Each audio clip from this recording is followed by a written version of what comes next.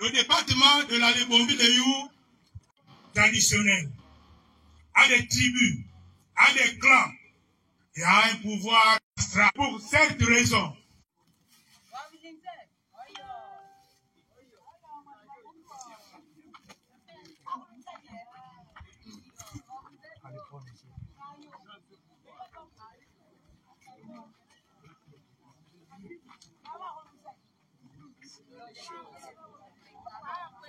Monsieur le Président, c'est raffia symbolique, la protection du poids du pays que vous allez incarner le 26 août 2024.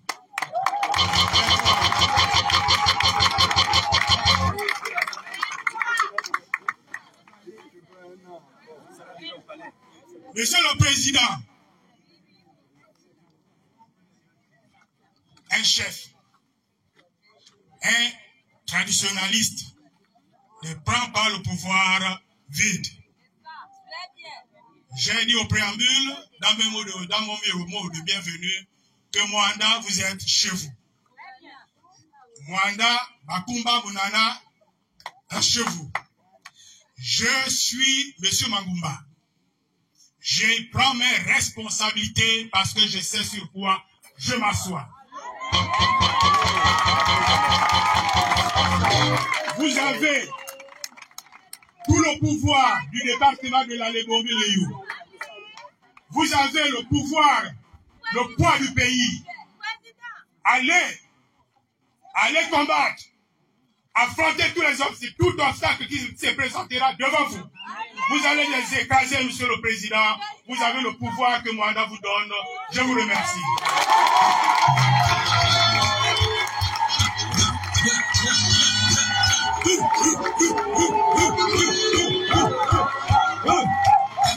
Monsieur le Président, Monsieur Barreau Chambrier,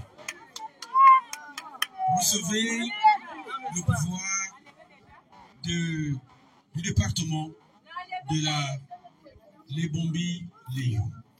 Nous vous investissons président. Veuillez vous asseoir.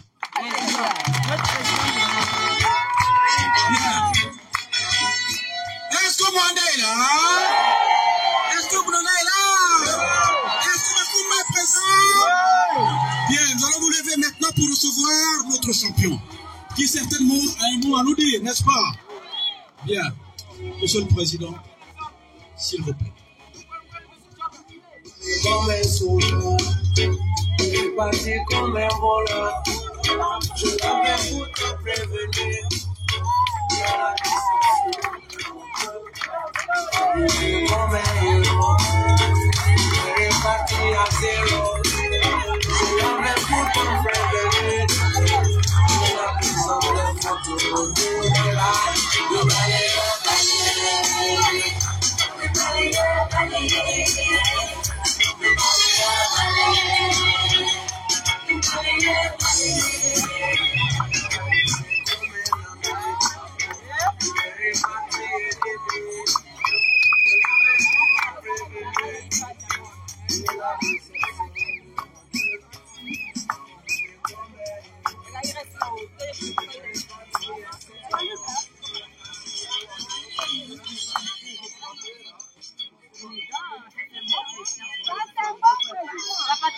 On est là avec toi pour te voter la mienne, c'est pour toi.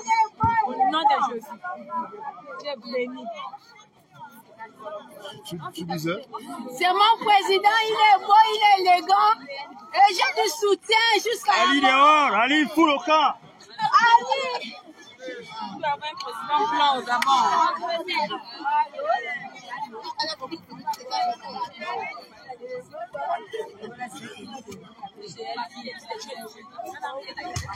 Ça, tout à y voir. Il n'y a pas de papiers de jeunes filles.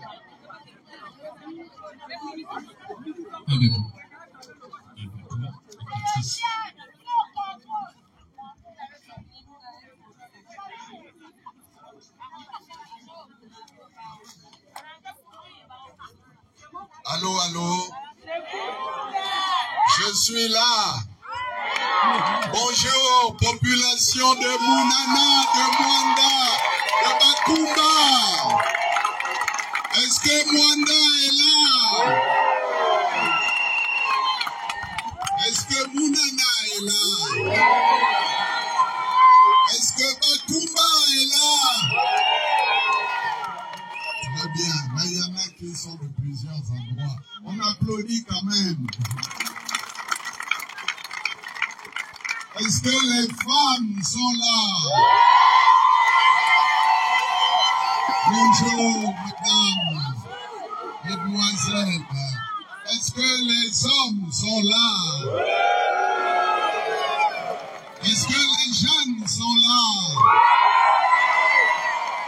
Bon, les mamans sont avec les femmes, n'est-ce pas? On a toujours besoin d'une maman. Merci beaucoup pour votre accueil, pour cette mobilisation qui n'est qu'un début par rapport à ce que nous allons réaliser ensemble le 26 août. Et c'est vrai que je connais bien cette ville pour l'avoir visitée plusieurs fois. Venez, chers amis, vous qui êtes là-bas, rapprochez-vous. N'ayez pas peur, venez écouter le message. Voilà, venez. Ça commence par là. L'engagement, le courage pour que le pays évolue. Nous faisons ça pour vous, n'ayez pas peur. Ne soyez pas en marge. Voilà, nous savons qu'il y a beaucoup de gens qui nous soutiennent, mais qui préfèrent garder pour le moment la discrétion. Mais à un moment donné, il faut sortir au grand jour, parce qu'on ne peut pas toujours vivre caché. C'est important. Alors, je voulais vous dire que nous avons une pensée pour notre fils Glenn Patrick, qui est mort dans des conditions encore pas tout à fait connues. Mais nous regrettons ce décès parce que nous avons beaucoup de cas comme ça, de décès, de jeunes qui sont désespérés, qui se suicident. Soit ils se jettent d'un pont, soit nous avons ce cas qui a pris des otages et malheureusement, on ne fait pas suffisamment attention à ces cas. S'il vous plaît, nous parlons de quelque chose de sérieux, du décès d'un compatriote qui était à la recherche d'un emploi et qui, dans son désespoir, a commis une faute, celle de prendre en otage des personnes.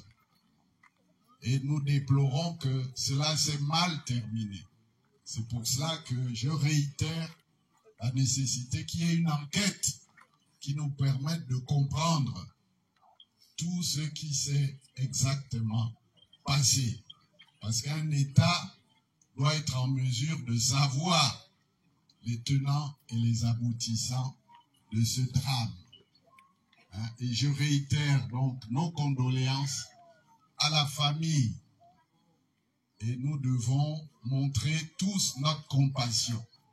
Parce qu'aujourd'hui, c'est Glenn, Patrick, demain, ça pourra être quelqu'un d'autre. Et nous ne le souhaitons pas. La société a le devoir de gérer les situations. L'État doit prendre en main les situations de telle sorte qu'on n'arrive pas à de telles extrémités. Et hier, nous avons eu encore une extrémité avec cette débauche de violence, de personnes qui étaient complètement droguées, complètement excitées pour venir mettre le désordre dans un meeting qui avait pour but d'échanger, qui avait pour but de convaincre, de faire connaître notre vision pour le Gabon et d'échanger avec les Francevilloises et les Francevillois. Et il est dommage qu'ils ont un peu gâché le déroulement, mais à la fin, ils ont été neutralisés, ils ont été mis en déroute et nous avons pu conclure notre meeting. Et je voudrais aussi rendre hommage à mon frère Libama pour le travail qu'il a fait hier, qu'il a accompli. Parce que c'est un homme de courage et qui a pris ses responsabilités. Et nous ne voulons plus voir cela. Et ces jeunes ont été instrumentalisés comme des nervis par un parti qui est censé promouvoir le dialogue, mais qui refuse le dialogue dans les faits, comme cela a été dit, qui prend des décisions unilatérales, qui changent les règles du jeu électoral en cours de parti. Donc, c'est un parti qui se spécialise maintenant dans la dictature, dans des décisions unilatérales. C'est un parti qui se dit soi-disant tolérant, mais qui est dans les faits intolérant, qui n'accepte pas la différence.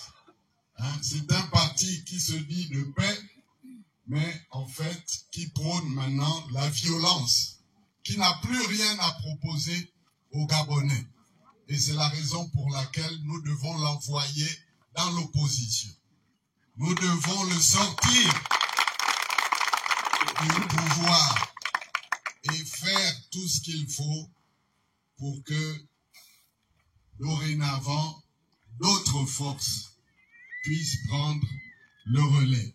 Et je me réjouis qu'ici à Mwanda, nous avons un bon exemple de fonctionnement en harmonie d'une coalition qui s'est mise en place et qui va même au-delà de ce que nous faisons à Libreville. Et je félicite les responsables politiques, en tête desquels M. Ngosinga, M. Mangumba et mon frère Libama aussi, qui participent de cette union, de cette harmonie des forces du changement et avec nos amis les démocrates et de réagir qui sont partie prenante dans cet accord. Alors je vous demande de les acclamer, de les féliciter. Alors en réalité, qu'est-ce qui se passe? Je vous le dis, si nous sommes unis, si nous sommes soudés, et si vous êtes déterminés, nos adversaires politiques d'en face ne peuvent pas gagner nulle part dans le Gabon. Parce qu'ils ont montré leurs limites en 14 ans de pouvoir et les gens n'en peuvent plus. Et ils savent que quelque part, nous sommes en train de nous organiser et qu'il y a des valeureuses personnalités dans l'opposition. Il y a des gens expérimentés. Il y a des personnes talentueuses. Vous m'entendez? Et il y a également des personnes de qualité pour faire les réformes nécessaires et permettre au Gabon de repartir. Et le Gabon constitue un cas d'école. Je vous demande, à partir de maintenant, de considérer que tout est possible, de considérer que nous pouvons gagner, de considérer que nous allons gagner, de considérer que nous devons gagner. Nous allons gagner pour le Gabon. Nous allons gagner pour le Gabon. Et il n'y a plus rien à tirer de ce pouvoir qui est arrogant, qui ment sans cesse, qui est dans le mensonge, qui est dans la fraude qui est dans la triche, qui est dans la cupidité, qui est dans les détournements, qui est dans la corruption, qui est dans la cruauté. Voilà. Hein, ce sont des faits vérifiables. Ce sont des faits vérifiables. Nous ne sommes pas là pour caresser les gens dans le sens du poids. Nous sommes dans une compétition. Est-ce que vous me comprenez? Hein, que ceux qui ont peur aillent se coucher. Parce que dans la vie, de toute façon, on vit, on grandit, on mûrit et à la fin, on meurt. Et quand on meurt, on n'amène rien de ce qu'on a accumulé sur terre. Et surtout quand tout ce qui a été accumulé a été détourné, a été pris de manière illicite, hein, et pénalise aujourd'hui le Gabon. Celui dont il est question, aujourd'hui, nous devons choisir un chef d'État. Et nous avons quelqu'un qui a montré ses limites. Il ne s'agit pas de l'accabler, mais il s'agit de ne pas engager le pays dans une nouvelle aventure pour 5 ans. Il s'agit de penser à nos enfants. Est-ce que vous me comprenez? Il s'agit de penser à nos petits-enfants. Il faut, en tant que parents responsables, penser à ce que nous serons en mesure de leur léguer. Parce que c'est les parents, ça sert à ça, à assurer l'avenir des enfants. Et vous, vous êtes jeunes, il y a beaucoup de jeunes là. Vous n'allez pas rester en situation de chômage ou en situation d'échec permanent. Tout le monde s'accorde pour reconnaître que le taux de chômage au Gabon dépasse les 40%. Peut-être plus. Hein? On ne peut pas continuer comme ça parce que de toute façon, il n'y a très peu de statistiques disponibles puisqu'il n'y a pas un recensement systématique des chômeurs.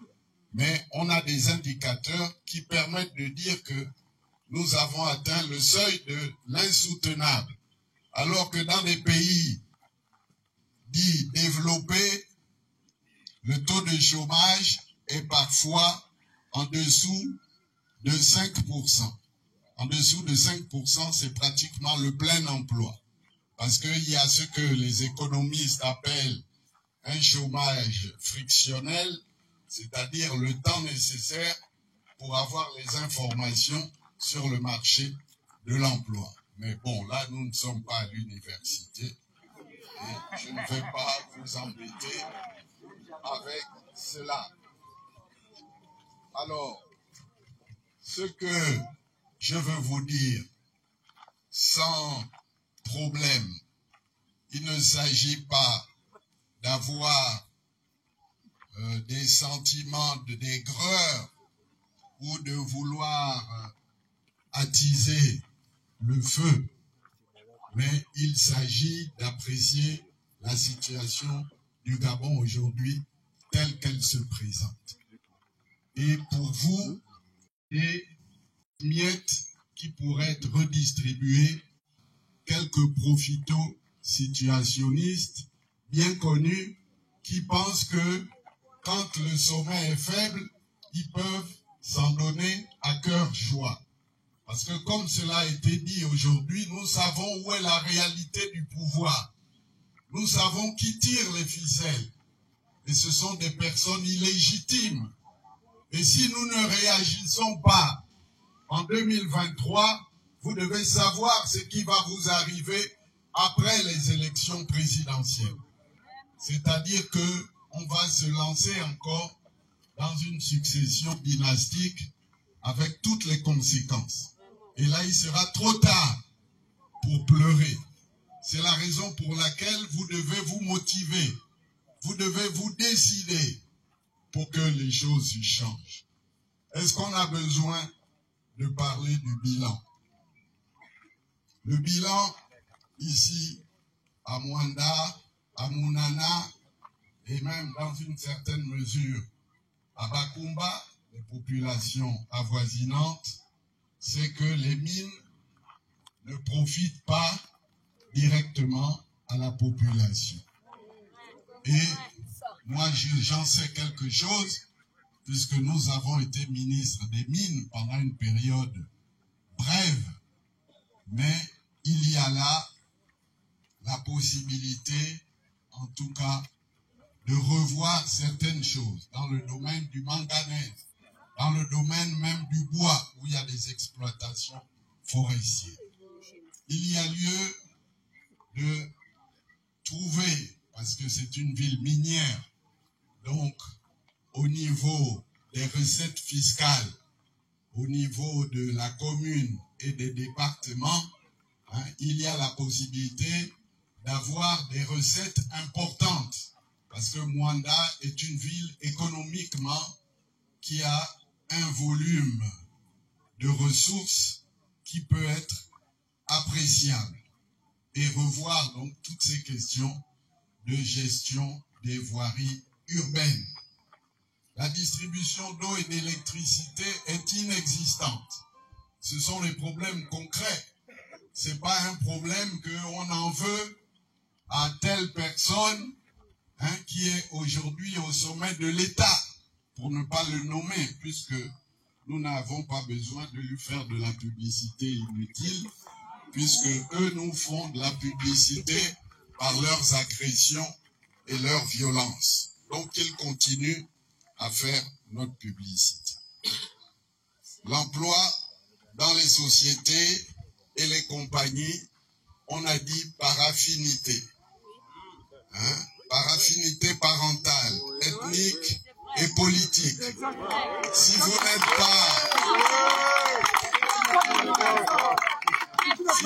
pas dans un club d'amis et que vous n'avez pas adhéré, je vois nos jeunes filles, nos jeunes enfants, alors vous savez que il faut passer par le parrainage.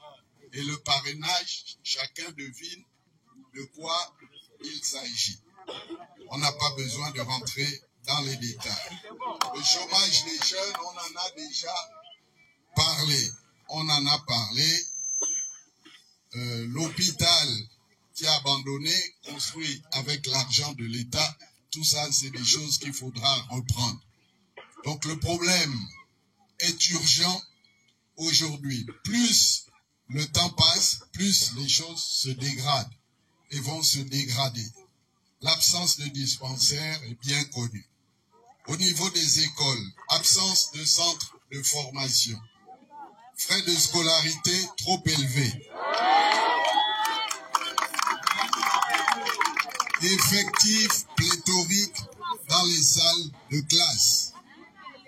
Et cela veut dire que au niveau politique, il faut un renouvellement qualitatif de la classe politique. Une nouvelle classe politique qui va pouvoir gérer les choses.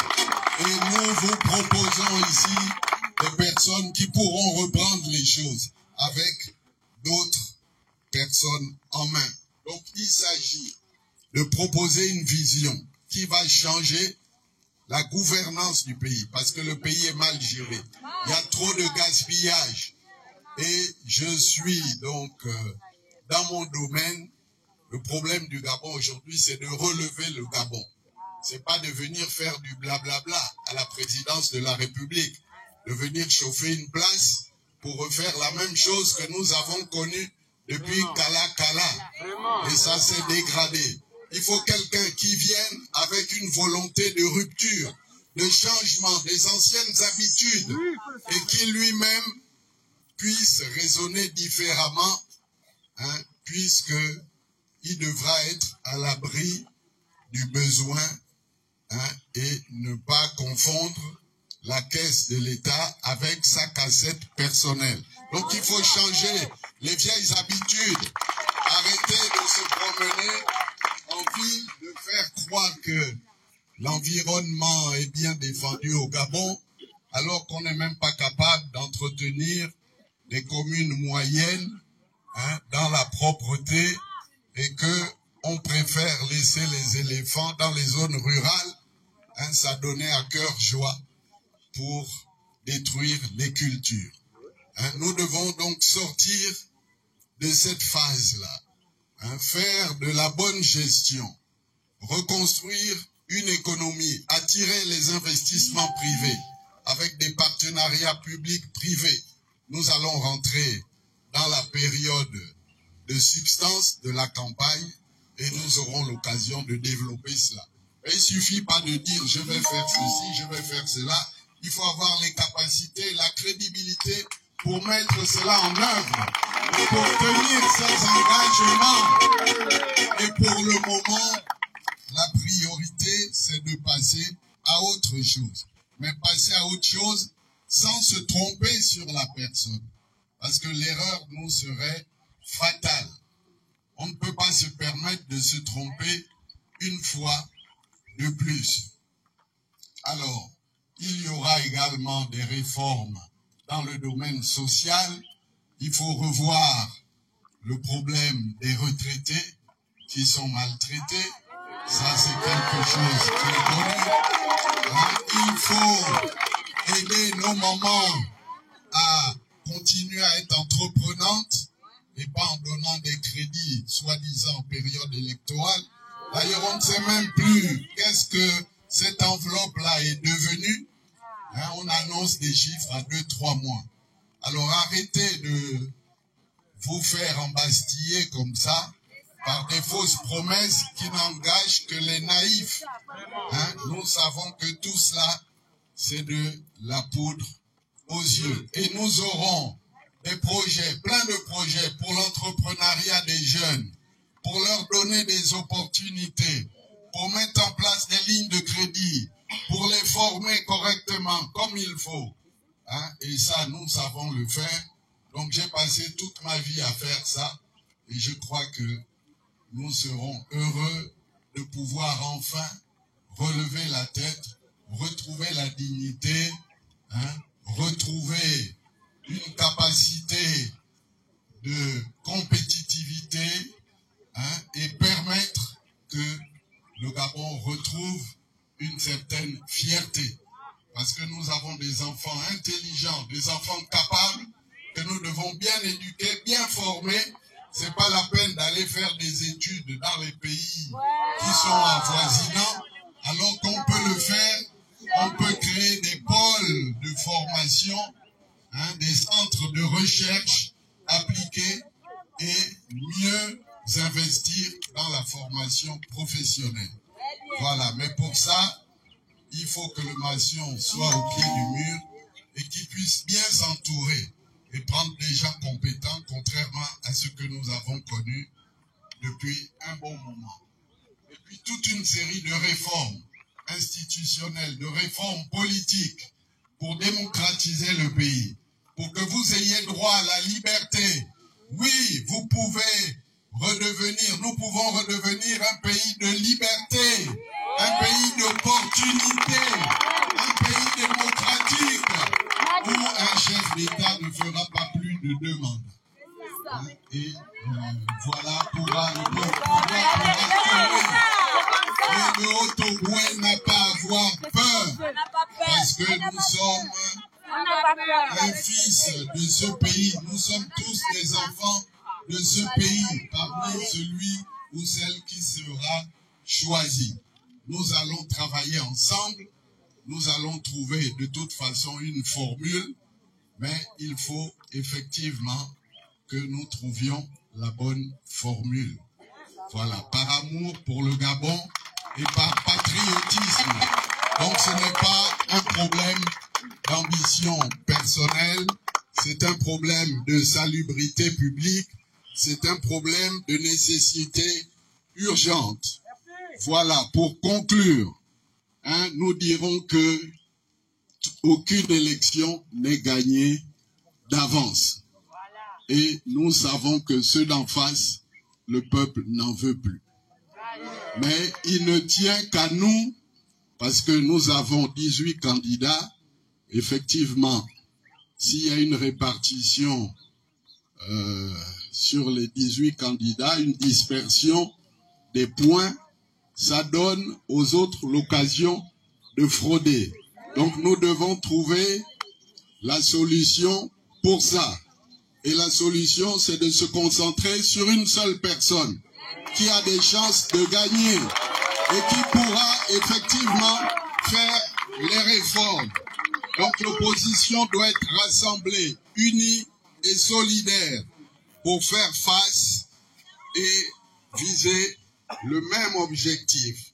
Seule l'union nous permettra de libérer le Gabon de cette gouvernance calamiteuse qui vous conduit chaque jour dans les abîmes. Ça, c'est important. Donc, je dis que je suis avant tout le candidat du peuple, pour le peuple et par le peuple. J'ai parcouru tout le Gabon et je crois, sans me vanter, véritablement avoir pu voir tous les coins et tous les recoins. Depuis plus de 2 années, ça a été dit, et nous devons permettre que les Gabonais retrouvent un État à leur service, avec la qualité de l'éducation pour tous les enfants, l'accès à l'eau et à l'électricité, des soins de santé, des routes, des logements, des emplois pour les jeunes. Cela, j'affirme que c'est possible d'avoir un programme chiffré qui en 5 ans permettra de mettre les bases d'un Gabon nouveau, meilleur. Voilà. Nous devons barrer la route à la forfaiture, à ceux qui veulent frauder, à ceux qui pensent qu'ils vont tricher le 26 et qui s'en foutent royalement de votre opinion. Et nous disons que notre main sera tendue, notre main sera ouverte, mais sans compromis, sans compromission pour les intérêts vitaux de l'État. Il n'est pas question cette fois de laisser échapper la victoire du peuple. Mais c'est à vous de prendre confiance. Et je vous dis que si vous êtes convaincus, et si nous sommes sérieux, nous n'allons pas leur laisser de marge. Et déjà là, ils s'interrogent, d'où leurs actes désespérés, parce qu'ils savent que l'affaire de bandits se réglera en famille. S'ils veulent persévérer dans cette voie. Alors voilà ce que je voulais vous dire, mes chers amis. Nous ne sommes pas des naïfs.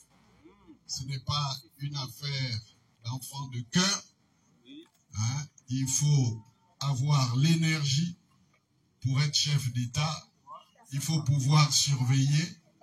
Il faut pouvoir travailler 16 ou 17 heures sur 24, dormir très peu, avoir l'œil partout. Et vous vous doutez bien que quand on a échoué pendant 14 ans, c'est pas en 5 ans, avec ce que nous voyons, qu'il y aura des miracles. Il faut le faire savoir clairement en participant franchement au meeting de l'opposition, au rassemblement de l'opposition.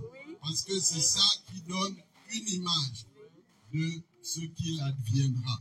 Mais il ne suffit pas seulement de se mobiliser, il ne suffit pas, nous ne sommes pas là, nous n'avons pas les caisses de l'État pour distribuer ici et là, mais nous avons vocation à introduire les changements qui permettront de vous rendre autonome et de retrouver votre dignité. Et pas de régler, on ne peut rien régler avec des distributions aléatoires comme ça d'argent qui ne règlent pas le fond des problèmes. Donc il faut prendre le problème à la racine et avoir le courage de dire que dorénavant une nouvelle ère pourra éclore au niveau du Gabon. C'est possible, je l'affirme, nous allons le faire ensemble. Mais pour cela, il faut avoir des convictions. Il faut avoir la foi en nos valeurs ancestrales, la foi en notre culture, la foi en Dieu. C'est important que Dieu puisse nous guider dans cette aventure, qu'il vous bénisse et qu'il vous donne donc le don de pouvoir discerner, le don de faire les bons choix, le don de ne pas penser que tous les hommes politiques sont pourris. Et nous pourrons rassembler, au-delà de ce camp, nous pourrons rassembler même nos frères qui sont de l'autre côté, qui pour le moment hésitent. Lorsqu'ils verront que c'est du sérieux, ils en bénéficieront.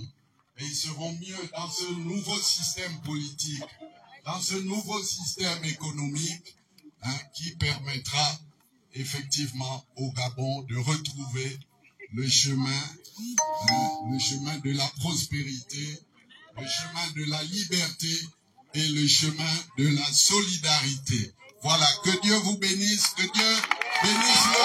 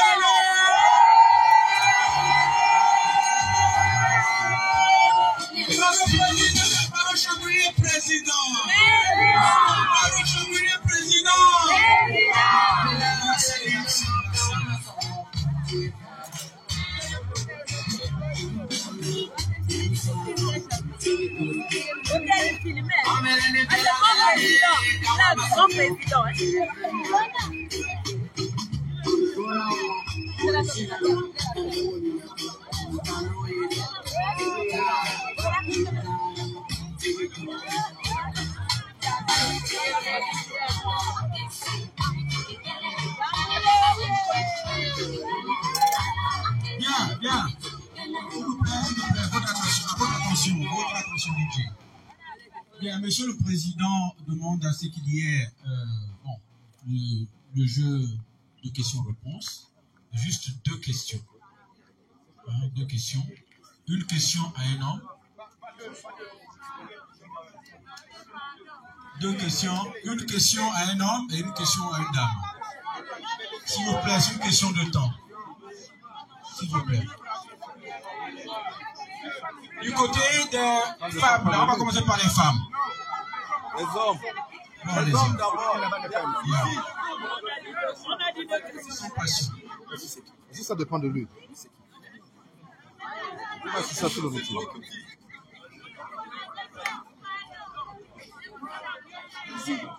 Vas-y.